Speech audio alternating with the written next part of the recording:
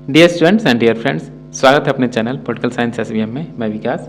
प्यारे दोस्तों, बीपीएससी का जो तहलका है, मतलब कि जो एग्ज़ाम, इसका लगातार एग्ज़ाम लेने का जो शेड्यूल है, सबके तो अब क्या कि मुसीबत कहें या अच्छी बात कहें या ख़राब बात कहें, इतना जल्दी जल्दी रिक्रूटमेंट है, कोई कुछ भी सोच नहीं पा रहा। लेकिन फिर भी आपको दिमाग शांत रखना है, स्थिर रखना है और अपनी तैयारी पे पूरी तरह ध्यान देना है।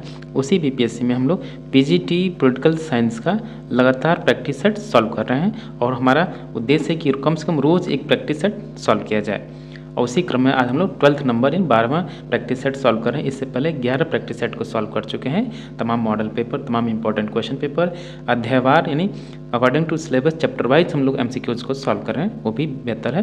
तो आप अपनी तैयारी फुली स्पीड में, धैर्य के साथ, मतलब पेशेंस के साथ, इस दिमाग स्थिर के साथ तैयारी कीजिए। कोई नेगेटिविटी नहीं, पॉजिटिव रहिए और अपना पढ़ते रहिए। जब मन करे तब पढ़े, ये नहीं कि घबरा के लगे पढ़ने, इधर उधर टेक्स्ट बुक लगे देखने, बिल्कुल नहीं। जो आपने पढ़ा, जितना पढ़ा, बस आप उसको रिवाइज कीजिए। उसी रिवीजन के बतौर हम लोग प्रैक्टिस सेट सॉल्व कर रहे हैं। और प्यारे दोस्तों, किसी भी एग्जाम को क्लियर करने के लिए सबसे आधा एग्जाम वैसे क्लियर होता है जब आप फ्री माइंड होते हैं और रिलैक्स फील करते हैं और पेशेंस के साथ और रिवाइज करते हैं। तो बाकी तो भाई एग्जामिनेशन हॉल में किस हिसाब से आप टैकल करते हैं, एग्जामिनेशन को कैसे लेते हैं, उस पर मैटर करता है। तो बेहतर यही है कि आप रिलैक्स रहिए। तो आइए 12th नंबर की प्रैक्टिस सेट सॉल्व करते हैं। पॉलिटिकल साइंस बीपीएससी द्वारा जो पीजीटी पॉलिटिकल साइंस या राजनीति शास्त्र का पेपर है, उसके लिए हम लोग सॉल्व कर रहे हैं। पहला क्वेश्चन देखिए कि भारत के दो सत्रों में कितना भारतीय संसद के दो सत्रों में कितना अंतर होता है। तो भारतीय संसद के जो दो सत्र होते हैं, कम से कम उसमें आपका 6 माह से अधिक का अंतर नहीं होना चाहिए। तो ऑप्शन डी राइट आंसर होगा। ये जो आपका अनुच्छेद 85 है, उसमें इसका उल्लेख है 85 ए या 85 कम इसका उल्लेख है। क्वेश्चन नंबर 2 है, निम्नलिखित में से किस देश में नौकरशाही की शुरुआत लूट प्रथा जो है उसके रूप में हुई, लूट प्रथा के रूप में हुई। तो जो हम इसको स्पॉइल सिस्टम भी बोलते हैं, याद रखिएगा। लूट प्रथा जो है, तो लूट प्रथा या स्पॉइल सिस्टम की जो नौकरशाही है वो आपके यूएसए यानी संयुक्त राज्य अमेरिका से संबंधित है। और इसको समाप्त किया गया कब? जो 1883 का पेडल्टन अधिनियम है, उसके तहत इसको समाप्त कर दिया गया। क्वेश्चन नंबर 3 है, वेस्टमिनिस्टर प्रतिमान यानी वेस्टमिनिस्टर जो मॉडल है इंगित करता है एक विशेष प्रकार का क्या? तो एक विशेष प्रकार का शासन है, इसको हम संसदीय शासन बोलते हैं। वेस्टमिनिस्टर मॉडल को हम संसदीय पार्लियामेंट्री फॉर्म ऑफ गवर्नमेंट बोलते हैं, जो कि एक मॉडल है आपका गवर्नेंस या गवर्नमेंट का। तो ऑप्शन सी राइट आंसर होगा। क्वेश्चन नंबर 4 है, ये आपको मैच करना है। एक तरफ आपका शास्त्र है और विषय वस्तु है। जो आपका दर्शन शास्त्र है, किससे संबंधित होना चाहिए दर्शन शास्त्र आपका? तो दर्शन शास्त्र जो है आपका फिलॉसफी जो है मन की बात करता है। जो समाज शास्त्र है वो है आपका स्तरीकरण की बात करता है, स्ट्रेटिफिकेशन की। जो इकोनॉमी है, इकोनॉमिक्स है या अर्थशास्त्र व्यापार की। और राजनीति विज्ञान पावर स्टडी या पावर एंड पॉलिटिक्स की बात करता है। तो इसका जो सही आंसर होगा option number B right answer होगा। नेक्स्ट क्वेश्चन है क्वेश्चन नंबर 5, किसने राजनीति विज्ञान में व्यवहारवाद की एक प्रवृत्ति, राजनीति विज्ञान में व्यवहारवाद की एक प्रवृत्ति थी जिसने राजनीति विज्ञान को मानव प्रकृति पर आधारित किया, या राजनीति विज्ञान को प्राकृतिक विज्ञानों में बदलने का प्रयत्न किया, या शक्ति की अवधारणा की प्रक्रिया की अवधारणा के लिए अस्वीकार किया, या व्याख्या को प्रतिमानों के लिए प्रतिस्थापित किया? तो इसका सही आंसर होगा जो राजनीति विज्ञान में व्यवहारवाद है, राजनीति विज्ञान को प्राकृतिक विज्ञान में बदलने का प्रयास किया। और व्यवहारवाद के जनक आपके ईस्टन साहब हैं, डेविड ईस्टन। और इसका प्रतिक्रिया स्वरूप उत्तर व्यवहारवाद का विकास हुआ, उसके भी जन्मदाता डेविड ईस्टन साहब हैं। क्वेश्चन नंबर 6 देखिए, राजनीतिक सामाजिक विज्ञान का वह राजनीति सामाजिक विज्ञान का वह भाग है जिसमें राज्य के आधार तथा सरकार के सिद्धांत का विचार किया जाता है। यह कथन किसका है? तो ये कथन आपका पॉल जेनेट का है। सी राइट आंसर होगा। क्वेश्चन नंबर 7 है, मार्क्सवाद की आधारशिला क्या है? मार्क्सवाद की जो बेस है उसका आधारशिला क्या है? इतिहास की भौतिकवादी व्याख्या। क्वेश्चन नंबर 8 है, समाजवादी सिद्धांत में से किसका समर्थन नहीं करता? समाजवादी सिद्धांत निम्नलिखित में से किसका समर्थन नहीं करता है?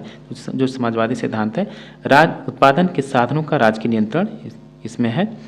मार्क्सवादी या समाजवादी सिद्धांत में उत्पादन का सामाजिक आवश्यकताओं पर आधारित होना, ये भी सही है। समाज सेवा उद्देश्य है इसका, ये भी सही है।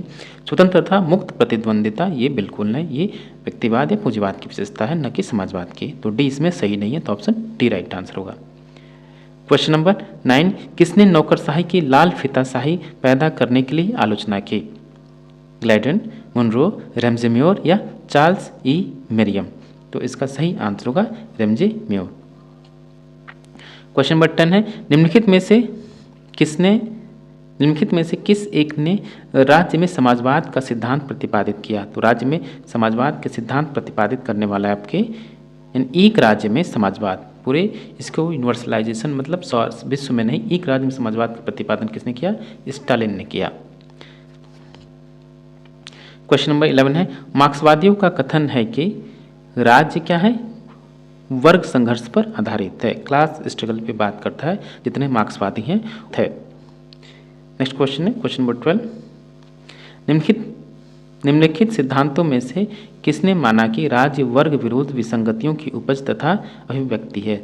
वर्ग विरोध विसंगतियों की उपज तथा अभिव्यक्ति है, किसका मानना था? तो ये मार्क्सवादी लेनिनवादी का सिद्धांत है, तो ऑप्शन बी सही आंसर होगा। क्वेश्चन नंबर 13 है, मार्क्सवादी समाजवाद के अनुसार समाजवादी चरण में राज्य क्या हो जाएगा? तो मार्क्सवादी समाजवाद के अनुसार समाजवादी चरण में जो राज्य है आपका विलुप्त हो जाएगा, यानी समाप्त कर दिया जाएगा, ऑप्शन डी राइट आंसर होगा। क्वेश्चन नंबर 14 है, निम्नलिखित में से कौन सी उदारवादी आंदोलन की प्रमुख अवधारणा नहीं है? तो उदारवादी आंदोलन की जो प्रमुख अवधारणा है, व्यक्ति की स्वतंत्रता है, विधि का शासन है और राजनीतिक अधिकार होते हैं, लेकिन इस शक्तिशाली राज्य इसकी बात नहीं करता, जो इससे संबंधित नहीं है, वो ऑप्शन सी राइट आंसर होगा। क्वेश्चन नंबर 15, राज्य की विधिक धारणा की अभिव्यक्ति हुई है? जो राज्य की जो विधिक व्याख्या जो हुई है या उसकी उत्पत्ति किस क्रम में हुई है, या किसने राज्य की विधिक अवधारणा का समर्थन किया? कानूनी रूप से विधि का या राज्य की उत्पत्ति का वैधिक सिद्धांत क्या है, या कानून के द्वारा निर्मित या उसको कानूनी रूप देने वाले कौन कौन से सिद्धांतकार हैं? तो उसमें आपकी बोधा है, ये राज्य को विधि के अंतर्गत मानते हैं, हॉब्स मानता है, बेंथम मानता है, जॉन ऑस्टिन के लेखों में राज्य के विधिक यानी कानूनी अवधारणा की अभिव्यक्ति हुई है, तो ऑप्शन ए राइट आंसर होगा। क्वेश्चन नंबर 16 है, आधुनिक राज्य क्या है? तो जो भी आधुनिक राज्य है आपके, उसको हम क्या बोलते हैं? तो हम उसको नेशन स्टेट बोलते हैं, याद रखिएगा। जो परंपरागत जो राज्य थे हम उनको सिटी स्टेट बोलते थे, जो कि यूनानी आधार पर थे, और जो वर्तमान में जो राज्य हम उनको नेशन स्टेट बोलते हैं। नेक्स्ट क्वेश्चन है क्वेश्चन नंबर 17 कि इनमें से कौन सी विशेषता लोक कल्याणकारी राज्य की नहीं है? तो लोक कल्याणकारी जो राज्य की विशेषता नहीं है वो है आपका ऑप्शन नंबर सी, कि लोक कल्याणकारी राज्य वर्ग संघर्ष में विश्वास करता है, बल्कि ये मार्क्सवादी विचारधारा का सिद्धांत है, न कि कल्याणकारी विचारधारा की। तो ऑप्शन सी राइट आंसर होगा। बाकी तीनों ही लोक कल्याणकारी राज्य से संबंधित अवधारणाएं हैं। क्वेश्चन नंबर 18 देखिए, इनमें से कौन सा आवश्यक तत्व राज्य का नहीं है? तो राज्य के जो भी आवश्यक तत्व हैं, राज्य के आवश्यक तत्व कौन सा नहीं है? तो राज्य के जो भी आवश्यक तत्व हैं, एक तो उसके पास संप्रभुता हो, जनसंख्या हो और सरकार हो, स्थायित्व इसके संपूर्ण नहीं है, ऑप्शन सी राइट आंसर होगा। क्वेश्चन नंबर 19 है, फांसीवाद निम्नलिखित सभी का विरोधी है सिवाय, फांसीवाद सभी का विरोधी है लेकिन एक के अलावा, तो एक के अलावा राष्ट्रवाद इसमें चरम पर होता है, राष्ट्रवाद ही इसके अंतर्गत सब कुछ है, सर्वोपरि राष्ट्रवाद होता है, इसका वो विरोधी नहीं। बाकी लोकतंत्र, शांतिवाद और व्यक्ति स्वतंत्रता का विरोधी है, तो ऑप्शन डी राइट आंसर होगा। क्वेश्चन नंबर 20 देखिए, निम्नलिखित में से किसमें राज्य की उत्पत्ति के ऐतिहासिक सिद्धांत के तत्व पाए जाते हैं? तो राज्य की उत्पत्ति के जो भी ऐतिहासिक सिद्धांत हैं वह एक तो राज्य की उत्पत्ति का संबंध रक्त संबंध से, धर्म से है, फिर युद्ध से हुआ, फिर राजनीतिक चेतना आई, ऑप्शन ए राइट आंसर होगा। नेक्स्ट क्वेश्चन है क्वेश्चन नंबर 21, निम्नलिखित में से कौन सा एक राज्य के कार्यों के कल्याणकारी दृष्टिकोणों में से सबसे कम प्रासंगिक है? तो सबसे जो कम प्रासंगिक है वो आपका व्यक्तियों की प्राथमिकताओं के हितों का प्राधान्य, बिल्कुल नहीं, व्यक्ति के जो प्राथमिकताएं इसमें उनको प्राधान्य या विशेषता वरीयता नहीं दी जाती है। तो ऑप्शन ए इसका सही आंसर होगा। क्वेश्चन नंबर 22 देखिए, राष्ट्र के लिए प्रत्येक वस्तु राष्ट्र के विरुद्ध कुछ नहीं है, राष्ट्र के बाहर कुछ नहीं है, यह दर्शन किस विचारधारा पर आधारित है? तो यह विचारधारा आपकी फांसीवादी विचारधारा पर आधारित है, जिसके समर्थक आपके इटली की मुसोलिनी और नाजीवादी जो आपके हिटलर है। क्वेश्चन नंबर 23, संविधान का संरक्षक कौन है? तो संविधान का संरक्षक जो है आपका सर्वोच्च न्यायालय है, सुप्रीम कोर्ट है। क्वेश्चन नंबर 24, लेवियाथन के रचयिता कौन है? आसान से प्रश्न, हॉब्स है। क्वेश्चन नंबर 25, निम्नलिखित में से किसने टी.एच. ग्रीन के राज्यविषयक विचारों की व्याख्या की है कि मानव चेतना स्वतंत्रता चाहती है, स्वतंत्रता के लिए अधिकार आवश्यक है तथा अधिकार राज्य की मांग करते हैं? ये किसका कथन है? तो ये आपका हेराल्ड जोसेफ लास्की का कथन है। ऑप्शन ए राइट आंसर होगा। सॉरी, ये मैं गलत बोल दिया, ये टी.एच. ग्रीन की बात करता है, तो ये बार्कर का कथन है। सॉरी, क्वेश्चन नंबर 25 का सी बार्कर कहता है कि मानव चेतना स्वतंत्रता चाहती है, स्वतंत्रता के लिए अधिकार आवश्यक है और अधिकार राज्य की मांग करते हैं। बाहर का प्रसिद्ध फेमस कोट है बार्कर का। मैं कई बार इससे पहले भी प्रैक्टिस सेट में मैं कह चुका हूँ कि क्वेश्चन बेहद महत्वपूर्ण है। प्रैक्टिस सेट सॉल्व करने के एक ये भी फायदा होता है कि जो भी क्वेश्चन रिपीटेड होते हैं वो आपको अक्सर याद सा हो जाता है। देखिए गलतियाँ यही छोटी छोटी गलतियाँ आपको एग्जाम से बाहर कर देती हैं, जैसे कि हम कर रहे हैं। देखिए ये कथन आपका मतलब बार्कर का है, ऑप्शन सी राइट आंसर होगा।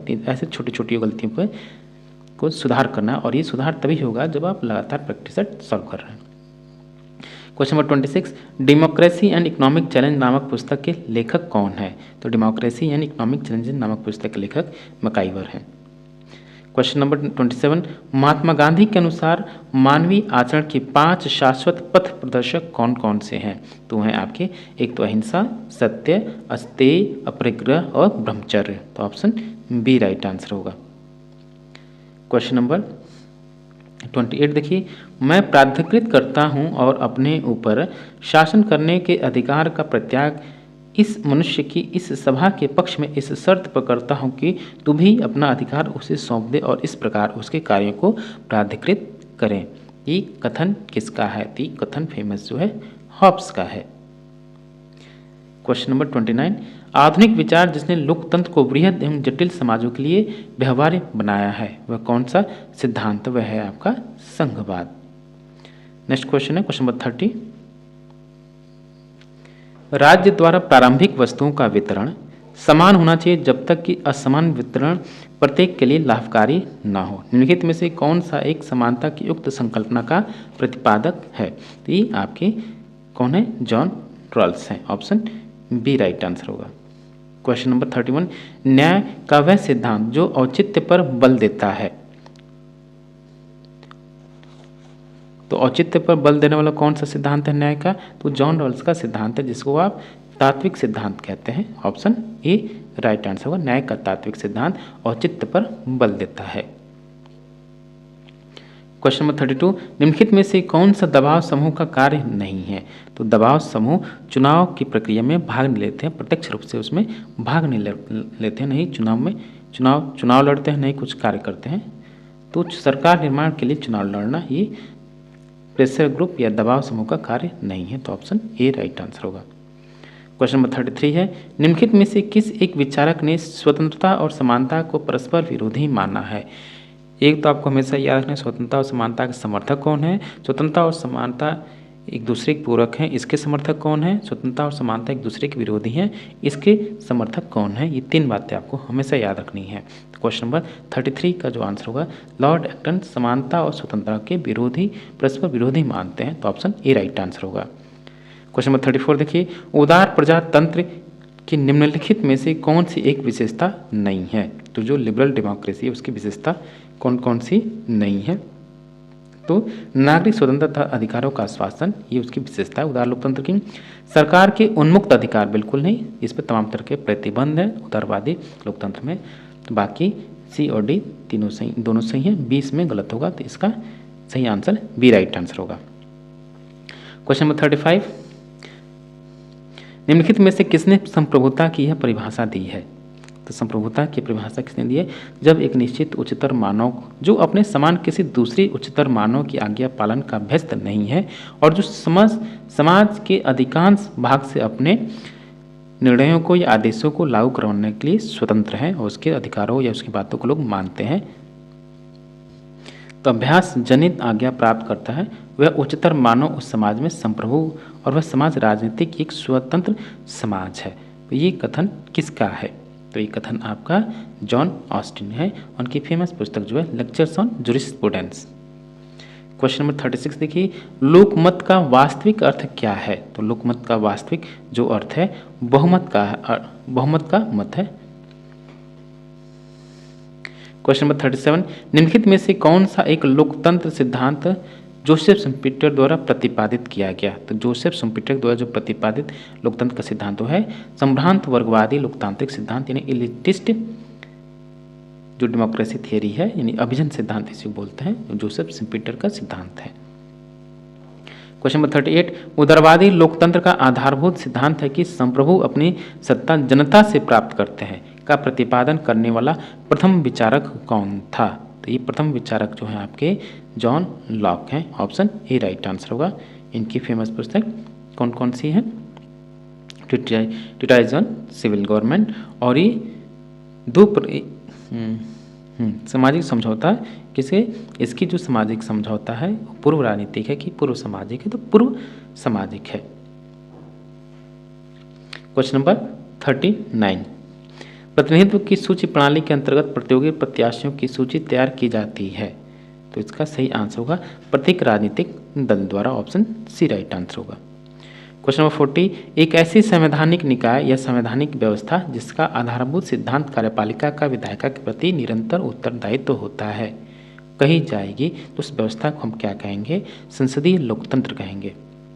क्वेश्चन नंबर 41, इनमें से कौन सा सिद्धांत लोकतंत्र का नहीं है? तो लोकतंत्र में विधि का शासन होता है न कि असमानता का। तो ये इसमें लोकतंत्र का सिद्धांत नहीं है बल्कि विधि का शासन है, बहुमत का शासन है और स्वतंत्र न्यायपालिका है, इसलिए इसमें ए ऑप्शन सही होगा और डिसमैच है। क्वेश्चन नंबर 42, निम्नलिखित में से कौन प्रक्रियात्मक प्रतिनिधित्व का प्रमुख प्रतिपादक है? जो फंक्शनल रिप्रेजेंटेटिव की बात करते हैं उसके प्रतिपादक कौन है? तो है आपके GDH कोल। ऑप्शन सी राइट आंसर होगा। क्वेश्चन 43 देखिए, सहभागी जनतंत्र निम्नलिखित में से किसकी वृद्धि करता है? तो सहभागी जो जनतंत्र है लोकतंत्र है वो सक्रिय नागरिकता की वृद्धि करता है। ऑप्शन सी राइट आंसर होगा। क्वेश्चन नंबर 44, निम्नलिखित में से कौन सा क्षेत्रीय और राज्य स्तरीय दल नहीं है? तो क्षेत्रीय और राज्य स्तरीय दल इसमें से कौन सा नहीं है? मुस्लिम लीग नहीं है, बाकी तीनों ही क्षेत्रीय और राज्य स्तरीय दल हैं। तो ऑप्शन बी राइट आंसर होगा। क्वेश्चन नंबर 45, राजनीतिक दल की परिभाषा सर्वप्रथम किसके द्वारा दी गई? तो एडमंड बर्ग के द्वारा दी गई। और याद रखिए जो एडमंड बर्ग है रूढ़िवादी विचारक है, रूढ़िवाद का समर्थक है। तो क्वेश्चन नंबर नेक्स्ट है क्वेश्चन नंबर 46, किसने राजनीतिक दलों को विचारों का दलाल कहा है? ये भी आपको कोट हमेशा याद रखना है। तो विचारों को दलाल कहने वाले लॉवेल साहब हैं राजनीतिक दलों को। क्वेश्चन नंबर 47, निम्नलिखित में से भारत में सबसे शक्तिशाली एवं सबसे अधिक संख्या वाला कौन सा दबाव समूह है? तो है आपका सहचारी समूह। ये किसके द्वारा? आमंड और पावल ने जो दबाव के 4 प्रकार बताते हैं, संस्थागत, संगठनात्मक और असंगठनात्मक और सहचारी। तो सबसे जो अधिक संख्या वाला दबाव समूह है वो है आपका सहचारी समूह। क्वेश्चन नंबर 48, निम्न में से कौन सी वह विशेषता है जो एक राजनीतिक दल को दबाव समूह से अलग करती है या भिन्न करती है? तो है आपका कि प्रत्येक दल अनिवार्यतः किसी निश्चित राजनीतिक विचारकी पर आधारित होता है। जितने भी आपके पॉलिटिकल पार्टीज हैं उनकी कोई न कोई एक निश्चित विचारधारा या आदर्श होती है, लेकिन जो दबाव समूह होते हैं उनके ऐसी कोई विचारधारा नहीं होती। इस आधार पर दोनों एक दूसरे से अलग हैं। क्वेश्चन नंबर 49, निम्नलिखित में से कौन सा दबाव समूह का प्राथमिक उद्देश्य है? तो दबाव समूह का जो प्राथमिक उद्देश्य होता है वो है आपका चुनाव लड़ना उनका काम नहीं है, नीति निर्माण करना उनका काम नहीं है और न ही सरकार की आलोचना करना उनका काम है। उनका काम केवल है कि नीति निर्णय को प्रभावित करने के लिए सरकार पर दबाव डालना। तो ऑप्शन डी राइट आंसर होगा।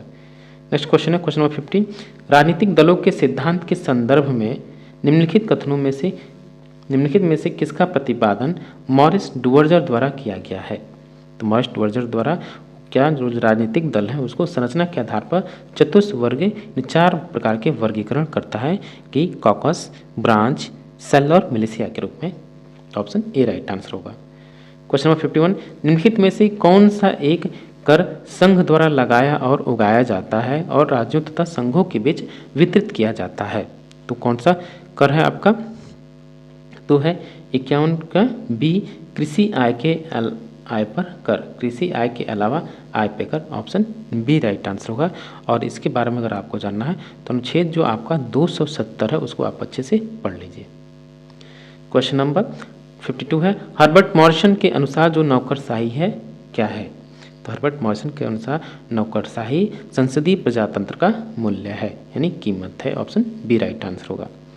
क्वेश्चन नंबर 53, भारतीय संविधान के अनुसार किसी नई अखिल भारतीय सेवा का गठन किया जा सकता है जिसका प्रारंभ आपको कहाँ से करना होगा, राज्यसभा को करना होगा। ऑप्शन ए राइट आंसर होगा। 312 में, अनुच्छेद 312 में इसका उल्लेख किया गया है।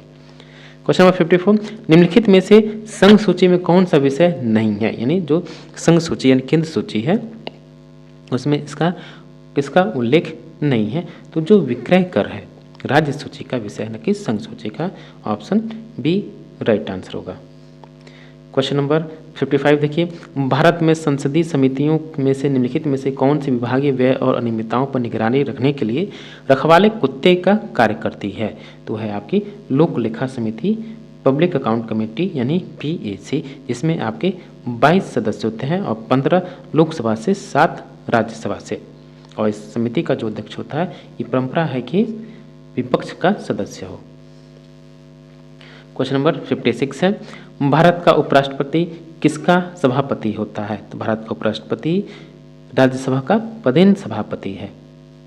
क्वेश्चन नंबर 57 है कि भारत का राष्ट्रपति अपना त्यागपत्र किसको सौंपेगा, यानी जब भी उसको रिजाइन करना होगा, इन पद से मुक्त होना होगा स्वयं की इच्छा के अनुसार, तो अपना त्यागपत्र किसको सौंपेगा। तो त्यागपत्र का जो उल्लेख अनुच्छेद 56 में उल्लेख है, तो अपना जो त्यागपत्र है उपराष्ट्रपति को सौंपेगा अनुच्छेद 56 के अनुसार। क्वेश्चन नंबर 58 देखिए, भारतीय संविधान में संघीय शब्द किस में उल्लेख किया गया है। तो संघीय शब्द का उल्लेख कहीं भी नहीं हुआ है। अनुच्छेद जब आप अनुच्छेद 1 पढ़ेंगे तो जो भारत है राज्यों का संघ है, न कि संघीय व्यवस्था का इसका उल्लेख है। कहीं भी संघीय शब्द का उल्लेख नहीं हुआ है। क्वेश्चन नंबर 59, भारत के निम्नलिखित प्रमुख राजनीतिक दलों में से किसके साथ सीटू यानी श्रमिक संघ जो है वो संबंधित है। सीटू किसके साथ संबंधित है, तो है आपका कम्युनिस्ट पार्टी ऑफ इंडिया, जो कि मार्क्सवादी। ऑप्शन सी राइट आंसर होगा। क्वेश्चन नंबर 60, संसदीय शासन प्रणाली की सफलता के लिए आदर्श स्थिति क्या होनी चाहिए या क्या है।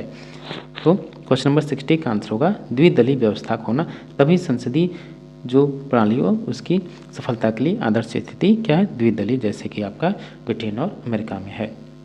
क्वेश्चन नंबर 61 देखिए, निम्नलिखित में से किस एक मूल अधिकार की प्रत्याभूति भारत के नागरिकों को दी गई और भारत में रहने वाले विदेशियों को नहीं।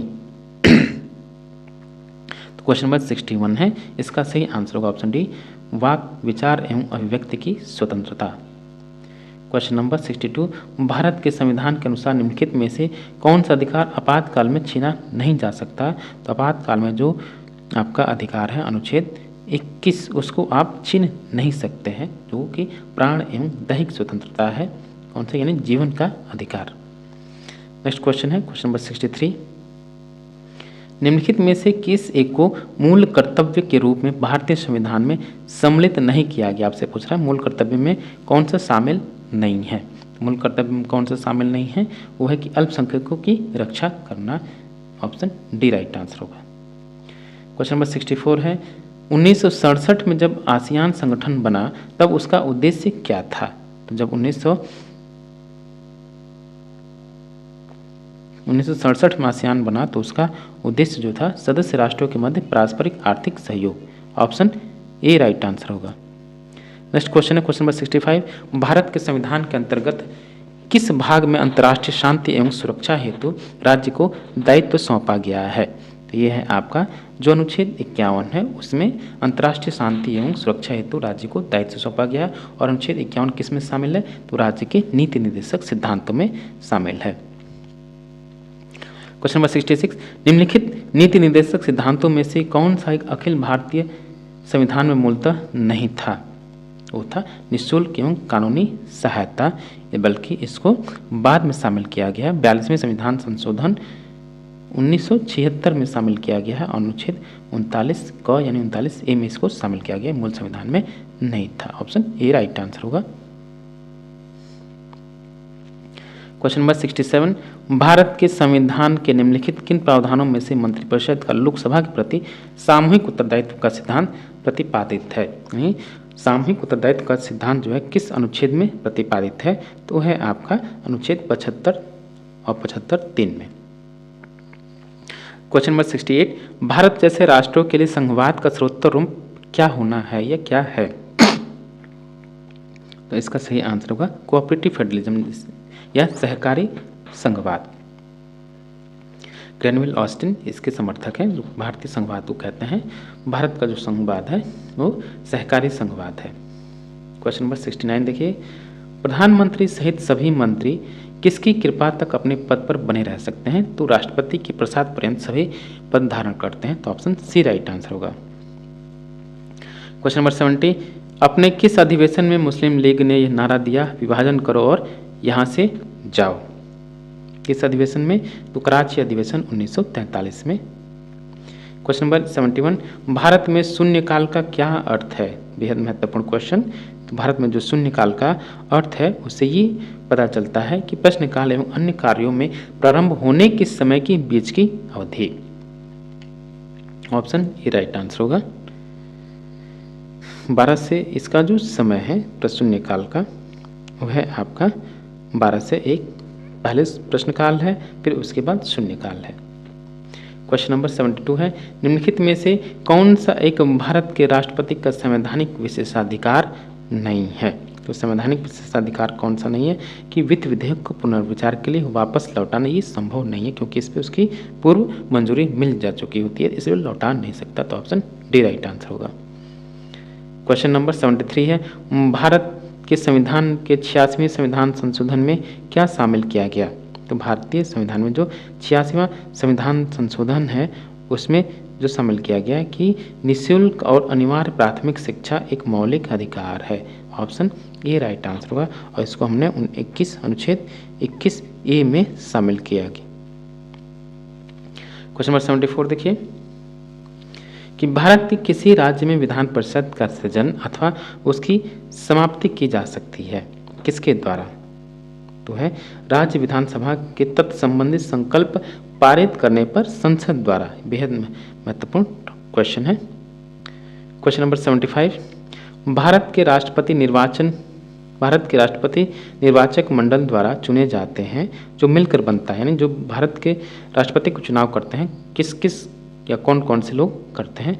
तो दोनों संसद के दोनों सदस्यों के निर्वाचित सदस्य और राज्य विधानमंडल के निर्वाचित सदस्य, यानी विधानसभा के निर्वाचित सदस्य, इन सबको मिलाकर राष्ट्रपति का निर्वाचक मंडल बनता है और वही लोग राष्ट्रपति के निर्वाचन में भाग लेते हैं। तो ऑप्शन बी इसमें जो है संसद तथा राज्य की विधानसभाओं के निर्वाचित सदस्य, इसमें राज्यसभा के निर्वाचित सदस्य, लोकसभा के निर्वाचित सदस्य और जो विधानसभाओं में जो निर्वाचित सदस्य हैं उनके द्वारा राष्ट्रपति के निर्वाचन में भाग लिया जाता है।